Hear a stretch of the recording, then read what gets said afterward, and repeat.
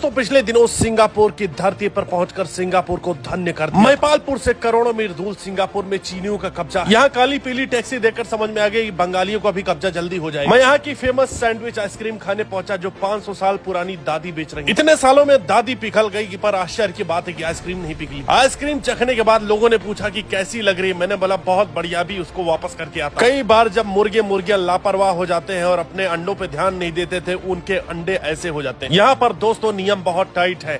Smoking zone में ही no smoking zone लिखा हुआ था। यहाँ के कबूतर भी नशे के बहुत शौकीन। लोगों के सिगरेट का धुआं सूंघते हुए ये कबूतर दरअसल कसूरी मेथी की तलाश में था। अगर आप सड़क के किनारे खुले में लैट्रिन करते हो तो यहाँ 1000 रुपए का जुर्माना, इसीलिए कोई मूत के चला गया। यहाँ घड़ियों के शोरूम में पहुंचा जहाँ सेकेंड हैंड घड़ियां भी लाखों में बिक रही। बड़े बड़े ब्रांड जैसे HMT, मैक्सिमा, रोलेक्स और रांडो की घड़ियां यहाँ थी। काम चोरी यहाँ लोगों के सर पर चढ़कर बोल रही थी, जिसका सबूत ये था कि ये रोबोट खाना देने आए। फ्रॉडबाजी चल रही थी। लोकल ड्रिंक नाम पे सालों ने रूह अफ़ज़ा पिला दिया और मेरे चावल में उजाला नील डाल के बोला कि बहुत बढ़िया खाना है, खा के दिखाओ। ये पूरा खाना इतना मीठा था कि लगा गुजरात में पहुंच गया। टेस्ट बदलने के लिए सोचा कि थोड़ा आम पापड़ ही खा लेता हूँ, पर वहाँ बोर्ड में लिखा हुआ देखकर माई माई चिल्लाते हुए भाग गया। LGBT वालों का भी बोलबाला यहाँ बहुत ज्यादा था और पूरी बिल्डिंग उन्होंने अपने कब्जे में ले ली, जिसका प्रभाव था कि हंस भी खुले में चुम्मा चाटी कर रहे। मरियम्मा माता का मंदिर देखकर मैं समझ गया कि यहाँ ढंग का खाने को मिल गया। जब सांभर भात और इडली खाया तब जाके मेरे मन को शांति